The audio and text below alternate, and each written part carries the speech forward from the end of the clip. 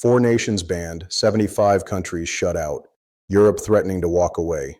This is the 2026 World Cup, and it's falling apart before a single ball is kicked. I'm looking at something that should be impossible. The biggest sporting event on the planet 5 months out, and governments are openly discussing whether to boycott. Not fans, governments. We're not talking about minor players here. Germany, the Netherlands, the United Kingdom, countries that have sent teams to every World Cup for decades are now asking if they should even show up. And here's what nobody's talking about. This didn't start with a policy announcement or a diplomatic cable. It started with a trophy, a golden trophy handed to one man at the Kennedy Center in Washington. While the world watched the World Cup draw on December 5th, reports are now confirming that moment. That ceremony set off a chain reaction nobody saw coming. But wait, it gets worse. Because while that trophy was being presented, while officials were celebrating what was supposed to be the biggest World Cup in history, behind the scenes, the State Department was already drafting documents that would bar millions of fans from entering the United States. Documents that would turn qualification into a cruel joke for four national teams. Documents that would make this tournament the most politically divisive sporting event in modern history. Let me show you how deep this goes. The tournament was awarded to the United States, Canada, and Mexico in 2018. 8 years of preparation, billions in infrastructure, stadiums ready, 78 matches scheduled on American soil, including the final in New Jersey. Everything was set. Everything was perfect. And then January happened on January 14th. Just weeks ago, Washington announced it was suspending immigrant visa processing from 75 countries indefinitely. 8 of those countries have qualified teams: Brazil, Colombia, Egypt, Ghana, Jordan, Morocco, Tunisia, Uruguay. Fans who had already bought tickets, booked flights, planned trips around their teams, suddenly faced a wall. Official statements claimed tourist visas weren't affected, but families spending thousands of dollars aren't taking chances with vague assurances. Now, what I'm about to show you changes the whole picture. This isn't just about visa paperwork. 4 nations face complete travel bans. Iran, the first team to qualify through Asian competition, can't send supporters to Seattle, New York, or anywhere in the United States. Their officials already boycotted the World Cup draw in Miami after being denied entry. Think about that.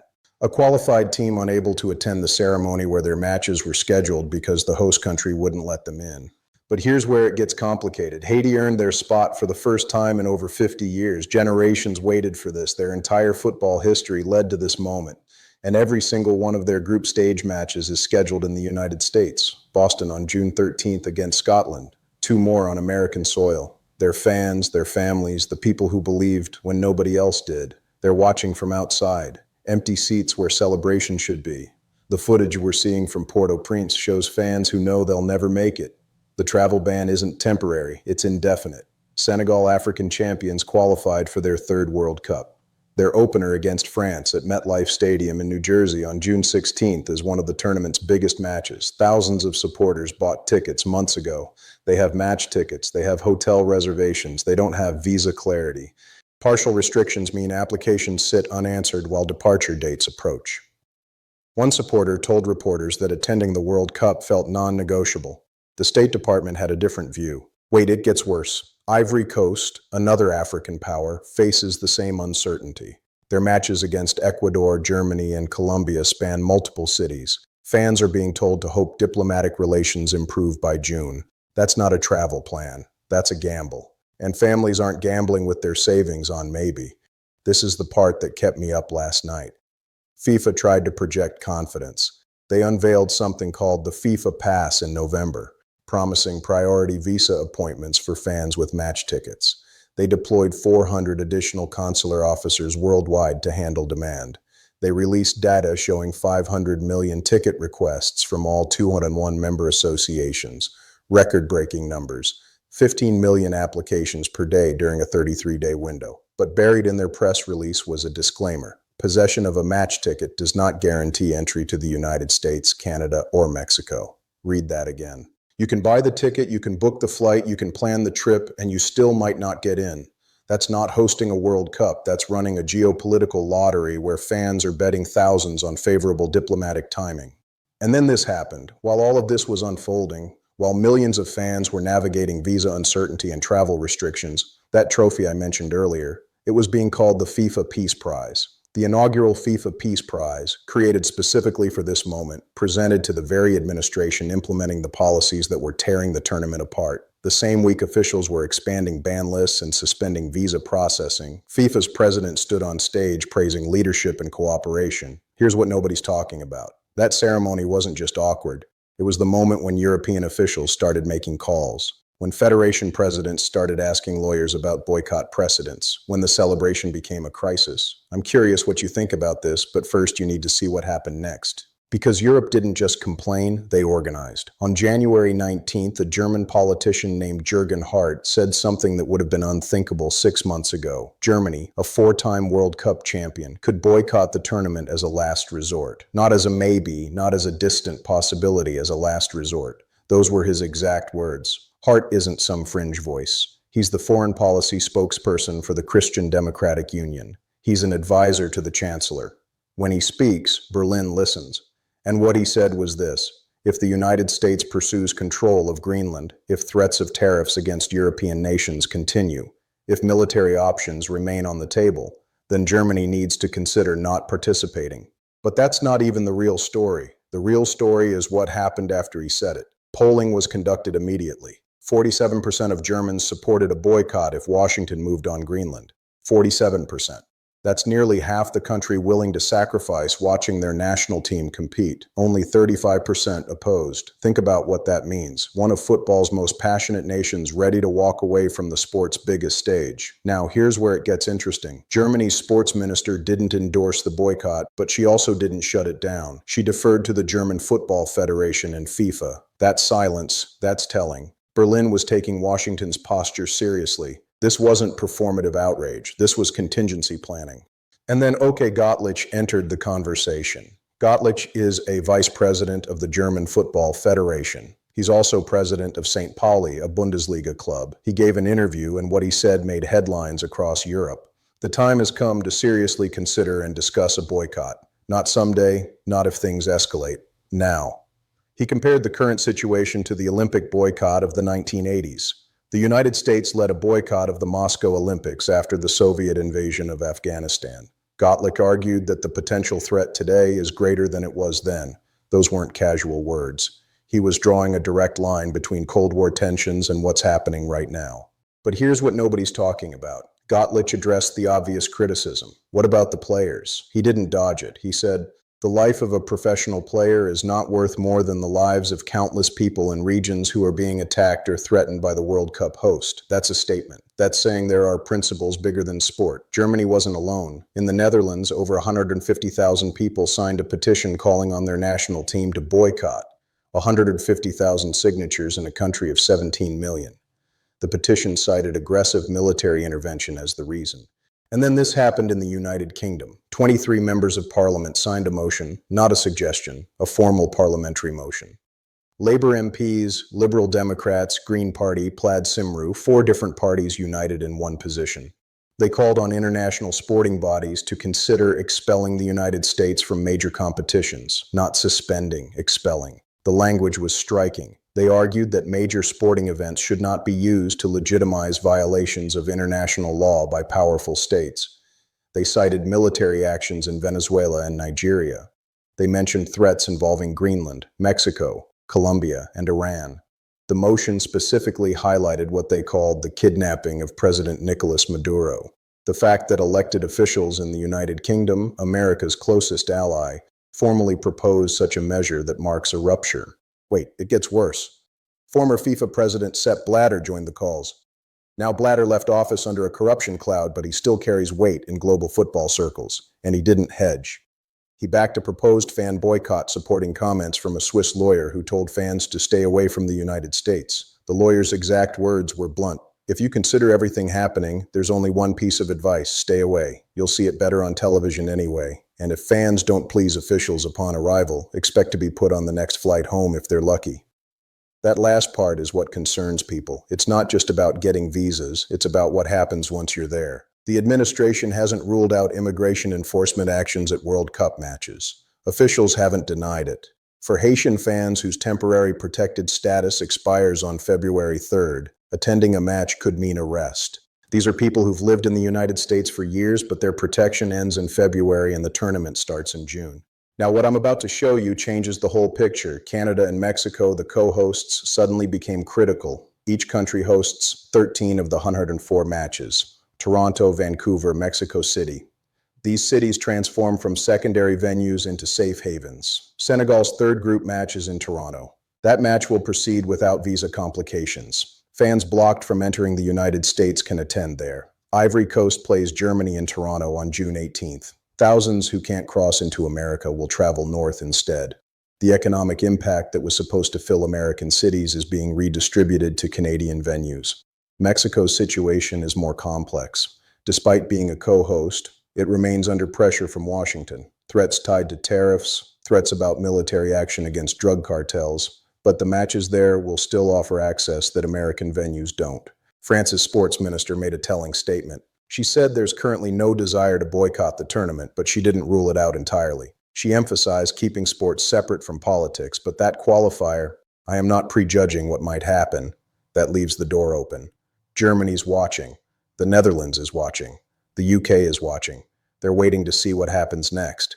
Does this change how you see the situation? Because I haven't even told you about the trophy yet. Let me take you back to December 5th, the World Cup draw, the Kennedy Center in Washington. This was supposed to be pure celebration. 48 teams learning their opponents, fans around the world tuning in to see the matchups. Instead, they watched something else entirely. They watched FIFA's president hand a newly created peace prize to a sitting political leader. And the moment it happened, the backlash began. The prize itself didn't exist until November. FIFA announced it with almost no warning. Some senior officials reportedly learned about it through media reports. There was no transparent selection process, no list of nominees, no panel of judges. Human rights organizations reached out to FIFA asking about the criteria, the methodology, how the decision was made. They received no substantive answers. The implication was clear. There was no process. There were no other candidates. This prize was created for one person. But here's what nobody's talking about. The timing wasn't random. The Nobel Peace Prize had been awarded the month before to Venezuelan opposition leader Maria Corina Machado. That prize, the one that actually matters, went to someone else. FIFA created its own version and scheduled the presentation for maximum visibility. The World Cup draw gets global viewership, hundreds of millions watching. The stage couldn't have been bigger. When the moment arrived, FIFA's president described it as recognizing exceptional and extraordinary actions for peace. He praised efforts to bring people together to make the world safer. He presented a gold trophy, a gold medal, and a certificate.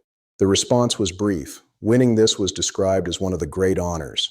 The irony was thick enough to cut because less than 24 hours earlier, there had been a deadly airstrike in the Caribbean. Less than a month earlier, the expanded travel ban list was published. Less than a week later, visa processing for 75 countries would be suspended. The Peace Prize ceremony happened in the middle of the most restrictive immigration policies in recent memory. Now here's where it gets complicated. FIFA has rules about political neutrality. Players get fined for displaying political messages. Federations face penalties for government interference. The organization has spent decades insisting football must remain separate from politics, and then it created a prize, gave it to a sitting head of state, and did it at a ceremony where that leader's policies were already dominating the conversation. Human rights groups filed a formal ethics complaint arguing that awarding the prize to a political leader violated FIFA's duty of neutrality. The complaint went to FIFA's ethics committee. As of now, there's been no public response. But that's not even the real story. The real story is what this revealed about relationships. FIFA's president and the prize recipient have been close since the first presidential term. There are photos from the Oval Office, joint appearances in Egypt during ceasefire negotiations, an Instagram post before the inauguration calling the relationship an incredible honor. FIFA opened an office in a building bearing the recipient's name. A replica World Cup trophy has been displayed in the Oval Office since 2018, the year the hosting decision was announced. This wasn't just about one ceremony. This was about alignment. This was about ensuring the tournament had political protection. And when you understand that, everything else makes sense. Wait, it gets worse.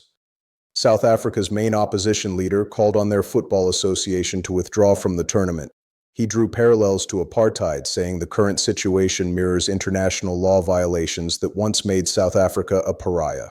Those aren't casual comparisons. Apartheid led to Olympic boycotts. The fact that someone is using that framework to describe what's happening now tells you how seriously this is being taken outside Western media. The scale of disruption keeps growing. Reports emerged that over 16,000 fans canceled pre-booked tickets in mid-January. Videos of immigration enforcement confrontations spread online. An incident in Minneapolis, where enforcement actions turned deadly, went viral. People started asking if it was safe to travel to the United States for a football tournament. Not because of crime, because of government policy. FIFA called an emergency meeting. They released statements about security guarantees. They emphasized that tourist visas were different from immigrant visas. They tried to reassure fans that having a match ticket meant something, but confidence was eroding. Here's what I'm about to tell you, and this is critical. The numbers behind the ban are staggering. The first proclamation came in June 2025. 19 countries faced restrictions. By December 16th, that list had doubled to 39 nations. Iran boycotted the draw entirely after visa denials for their delegation. You qualify for the World Cup. You earn your place through competition, and then you can't attend the ceremony where your matches are scheduled because the host country won't let your officials in. The exemptions tell their own story. Players and coaches can travel. Immediate family of athletes can travel, but fans cannot. FIFA wants the show to continue. They need the matches to happen, but they're willing to stage a World Cup in front of empty seats if that's what it takes. The sport can proceed, the business can continue, the supporters who make the atmosphere, who create the emotion, who are the reason football matters, they're optional. But that's not even what bothers me most. What bothers me is the precedent. If this works, if a World Cup can be held under these conditions, what message does that send? What happens the next time a host country imposes restrictions? Because they will. This isn't the last time. This is setting the template. And if we accept it now, we're accepting it permanently. Am I the only one concerned about this? The stadiums are ready. The infrastructure is in place. 11 American cities have spent years preparing. 78 matches scheduled across these venues. The final in New Jersey on July 19th. From a logistical standpoint, everything is perfect. But logistics aren't the problem anymore. The problem is that this tournament has become a test of whether the world's most popular game can survive being weaponized for political purposes. And based on what we're seeing, the answer might be no. This isn't just about travel restrictions or diplomatic tensions. This is about the fundamental relationship between sport and power. For decades, the Olympics and the World Cup operated on an understanding.